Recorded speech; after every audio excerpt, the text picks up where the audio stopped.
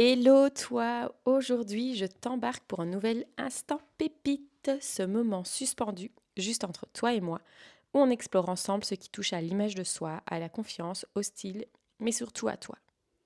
Moi, c'est Cindy, conseillère en images, fondatrice de My Stylist, et si tu viens ici régulièrement, tu sais que ce podcast est un espace libre, sans filtre, où j'essaye de mettre des mots sur ce qu'on ressent, sur ce qu'on porte et sur ce qu'on aimerait oser.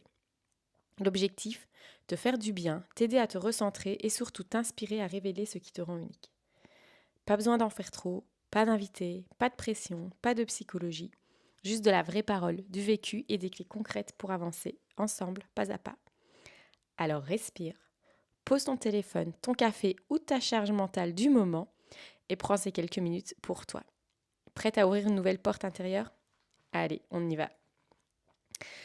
Aujourd'hui, je vais te parler d'un sujet qui touche énormément de femmes et qui m'a été inspiré par une amie. D'ailleurs, petit big up à toi, Eve, si tu écoutes.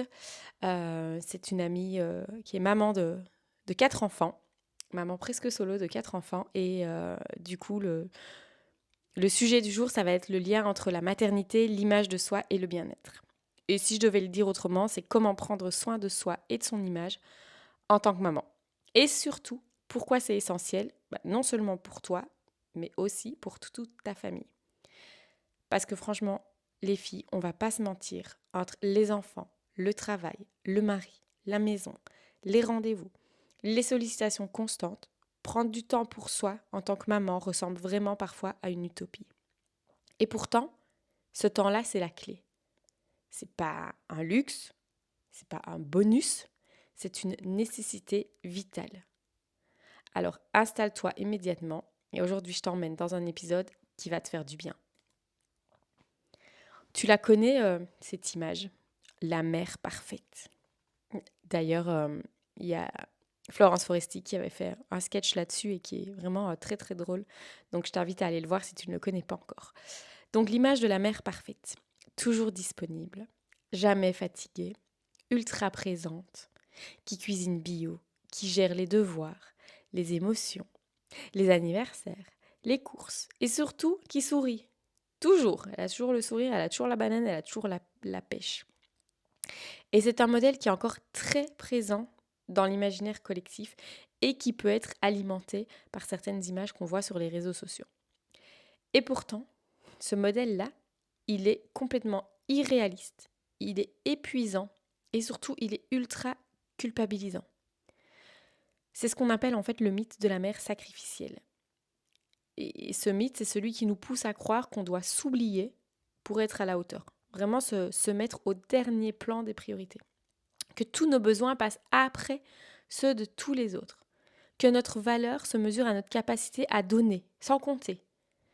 Mais la réalité, c'est qu'on ne peut pas utiliser une carafe qui est vide. Si on n'a plus de jus, comment on peut en donner aux autres? Quand on s'épuise, quand on ne se reconnaît plus, quand on vit sa vie complètement en pilote automatique, eh bien, ce qu'il arrive, c'est qu'on finit par transmettre du stress, de la frustration, voire de la tristesse. Donc l'idée ici, c'est d'inverser la perspective et de se dire qu'on accepte complètement qu'une maman qui prend du temps pour elle, qui prend soin d'elle, c'est une maman plus sereine, une maman plus ancrée, une maman plus joyeuse, et que ça, c'est clairement le plus beau cadeau qu'on puisse offrir à ses enfants. Est-ce que tu es d'accord avec moi, petite pépite? Mais ce n'est pas simple, je sais. Je sais qu'il ne suffit pas de le dire pour pouvoir le faire et que c'est pas ultra fluide. Parce qu'au-delà de nos propres exigences, il va y avoir aussi la pression sociale. Cette pression sociale, elle nous pousse à être partout, tout le temps, pour tout le monde. Et c'est une pression sociale qui juge, qui commente, qui compare. Tu travailles trop, tu ne travailles pas assez, tu ne passes pas assez de temps avec tes enfants, tu prends du temps pour toi, t'es égoïste. Et cette pression, elle est tellement insidieuse qu'elle nous fait croire que notre valeur, en fait, dépend de notre dévouement total. Mais je vais te dire un truc, une révélation. Et crois-moi, ce que je vais te dire, c'est 100% vrai. C'est un piège. Être une bonne mère, c'est pas être une mère fusionnelle H24. c'est être présente avec qualité et pas nécessairement avec quantité. Ce sera toujours mieux pour tout le monde d'avoir des moments de qualité que d'avoir des quantités de moments. Et donc, c'est aussi avoir le courage de dire non à certaines sollicitations, de poser des limites, de laisser ses enfants s'ennuyer parfois, de les laisser apprendre, grandir, devenir autonomes sans nous, pour qu'on puisse récupérer ce temps-là pour nous faire du bien. T'as pas à porter le poids du monde sur tes épaules. Tu as le droit de te choisir. Et surtout, tu as le droit, voire le devoir, de montrer à tes enfants que prendre soin de toi, c'est normal, c'est sain et c'est important. Et du coup, tu sais que ce podcast, je suis conseillère en image, donc que ce podcast est un peu plus axé sur l'image. Et donc là, on va parler de ton image, de ton image en tant que maman. Parce que ce qui se passe très souvent, c'est que quand on devient maman, on s'oublie complètement. On n'achète plus rien pour nous-mêmes, tout passe par les enfants. Alors nos enfants, ils sont nickel sur eux. Ils sont au top du top tous les jours. Mais nous, par contre, on peut ressembler à un zombie. Et on se dit que c'est tout à fait normal, voire que c'est logique qu'on soit comme ça. Mais parler d'image, c'est pas parler de superficialité. Ton image, en fait, c'est le reflet de ta relation à toi-même. Ce que tu vois dans le miroir, mais aussi ce que tu ressens en te regardant. Donc ce qui te nourrit.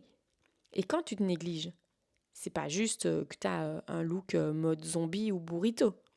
C'est pas ça. Le fait de se négliger, c'est souvent un symptôme de désalignement intérieur. Et à l'inverse, quand tu te regardes et que tu te plais, et quand je dis ça, c'est même avec une coiffure simple, même sans maquillage, même sans une tenue ultra tendance, hein, c'est pas ça. C'est vraiment quand tu te plais dans le miroir. Donc peu importe comment, mais quand tu as pris soin de toi et d'avoir un reflet qui te plaît, eh ben, tu vas envoyer un signal à ton cerveau qui va dire « Je suis là, je me vois et je me respecte ». Et c'est là que l'image va prendre tout son sens. Parce qu'en fait, elle va renforcer ton estime, ton ancrage et ta confiance. Et ça, c'est pas anodin. Et si tu le fais pas pour toi, fais-le au moins pour tes enfants. Parce que ça, je sais que ça va vous parler, de faire les choses pour les enfants. Parce que quand tu aimes ce que tu dégages, eh ben, tes enfants, ils le ressentent. Les enfants, ce sont des éponges à énergie, à émotion, à ressenti. Et donc, quand tu prends soin de toi, tu leur montres quoi? Tu leur montres qu'on peut s'aimer, s'affirmer et exister pleinement, sans se cacher et sans s'effacer. Et ça, c'est encore de nouveau un véritable cadeau que tu peux leur faire. Parce que tu sais, les enfants, et oui, tu le sais, les enfants n'écoutent pas toujours ce qu'on leur dit. Mais par contre, ils observent tout ce qu'on fait. Les enfants fonctionnent par mimétisme. Ils vont agir en copiant ce qu'ils voient. Donc ça, je vous l'ai déjà dit, si tu as écouté le premier épisode, c'est que la vue est le sens qui domine sur tous les autres. D'accord? Donc c'est celui-là qui va prendre le pouvoir sur tous les autres. Et donc les enfants vont être ce qu'ils voient, pas ce qu'on leur dit. Et si tu t'oublies, ce qui va se passer pour tes enfants, c'est qu'ils vont penser que c'est ça être adulte. C'est se faire passer en dernier. Et clairement, je sais que c'est pas ce que tu veux pour eux. Si tu cours partout en t'épuisant, ils vont intégrer que pour aimer, il faut se sacrifier. Mais par contre, si tu prends soin de toi, si tu oses dire non, si tu choisis une tenue qui te plaît, si tu prends du temps pour te reconnecter à toi, alors tu vas leur offrir le plus beau cadeau. Un modèle d'équilibre, de respect et de santé mentale. Et crois-moi, c'est pas de l'égoïsme. C'est une vraie leçon de vie que tu leur transmets. Tu leur montres qu'on peut aimer fort sans se perdre. Alors, concrètement, parce que c'est bien beau tout ça, mais par où on commence? Bien, la première chose que tu vas devoir faire, et je sais que c'est pas simple, et je le dis souvent, moi aussi, j'ai pas le temps, les journées passent trop vite, l'agenda est trop chargé, donc je sais clairement, d'accord? Donc encore une fois, le but, c'est pas de te faire culpabiliser, mais de proposer des pistes simples que tu vas pouvoir mettre en place pas à pas pour prendre plus soin de toi malgré le fait que tu sois une maman à la tête d'une famille. Donc, on commence par réserver du temps pour soi. Et je te dis pas de te faire un spa de 3 heures toutes les semaines, c'est pas ça. Mais ça peut être 10 minutes, 15 minutes, le matin, le soir, peu importe. Mais que ce temps, il soit à toi et rien qu'à toi.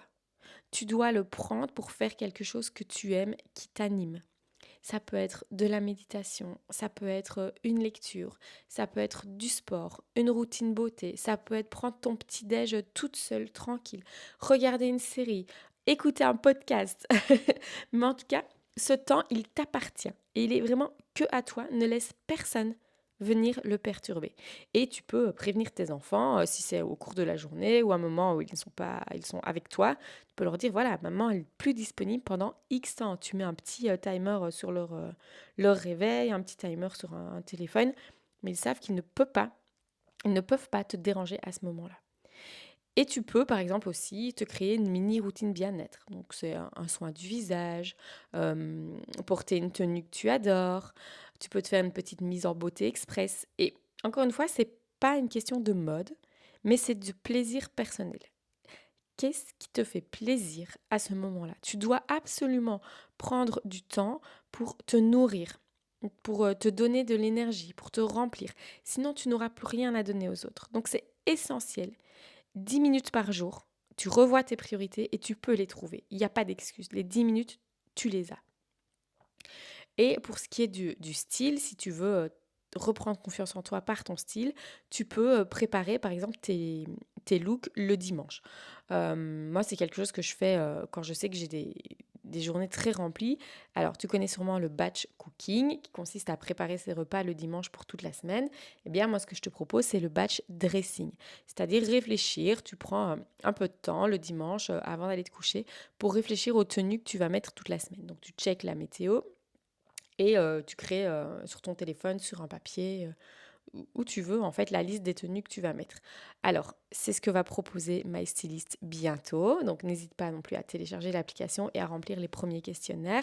Mais au moins, ça t'évitera cette charge mentale de chaque matin, du coup, devoir réfléchir à ce que tu vas porter. Et même pour les jours où tu restes à la maison, tu mets des vêtements dans lesquels tu te sens bien. Parce que le style, c'est pas juste des fringues que tu portes, c'est vraiment une énergie que tu vas avoir avec toi toute la journée. Et donc, comme je te disais, tu peux utiliser des outils comme MyStylist pour t'aider à gagner du temps et à faire des bons choix pour ton style de vie. Parce que tu mérites un accompagnement pensé pour toi, sans jugement et qui t'aide à te sentir belle sans te compliquer la vie. Et donc, tu vas prendre du temps pour toi et surtout, tu vas déculpabiliser. C'est OK de ne pas tout faire. C'est OK de déléguer. C'est OK de ne pas être parfait. Et c'est même un devoir de ne pas être parfait. Sinon, tu vas montrer à tes enfants que tu dois être parfaite et eux vont se mettre cette pression aussi de la perfection. C'est OK de manger un repas, de ne pas manger un repas qui est parfaitement bio, équilibré tous les soirs. C'est OK de laisser tes enfants quelques heures devant la télé. Enfin, il n'y a pas de mal à ça, OK. On a vraiment cette pression de la société par rapport à la maternité, mais si tu réfléchis, alors je sais pas si toi c'est comme moi, mais enfin moi j'ai 40 ans et je me souviens que mes parents, enfin mon papa elle travaillait, mais ma maman, elle me laissait des heures devant la télé. Enfin le club Dorothée, voilà, je passais des heures et ça fait pas de moi une personne malheureuse, ça fait pas de moi une personne qui ne réussit pas sa vie, ça fait pas de moi une personne qui n'a aucun sujet de passion, d'intérêt. Enfin voilà, au contraire. Donc c'est pas grave si tu laisses tes enfants devant la télé, ok. Donc l'important, ça va être que tu sois authentique et aligné avec toi. Donc tu l'as compris, j'espère. Prendre soin de toi, de ton image, de ton énergie, c'est une priorité. Et c'est pas seulement pour toi, c'est pour eux aussi. Parce qu'une maman qui s'aime, c'est une maman qui rayonne. Et une maman qui rayonne, écoute-moi bien, c'est une famille tout entière qui respire. Alors aujourd'hui, vraiment, je veux t'inviter à te remettre au centre, à te réapproprier ton image et à te réconcilier avec ta féminité. Si tu veux un coup de pouce pour te sentir bien dans ton style et dans ta peau, tu peux penser à My Stylist. Mais lance-toi ce petit défi de la prochaine fois que tu vas faire du shopping. Tu t'offres quelque chose qui te fait du bien et qui te fait plaisir. Je suis certaine que tes enfants, ils ont assez de fringues pour pouvoir se changer tous les jours pendant au moins 3 mois. Mais la prochaine fois, tu penses à toi. Si cet épisode t'a touché, je t'invite vraiment, celui-ci en particulier, à le partager avec une amie, une sœur, une collègue, une maman qui a besoin d'entendre ça. Merci d'avoir partagé ce moment avec moi. Et surtout, souviens-toi, tu es précieuse, tu mérites du temps, tu mérites de t'aimer. Alors à très vite dans un prochain instant pépite.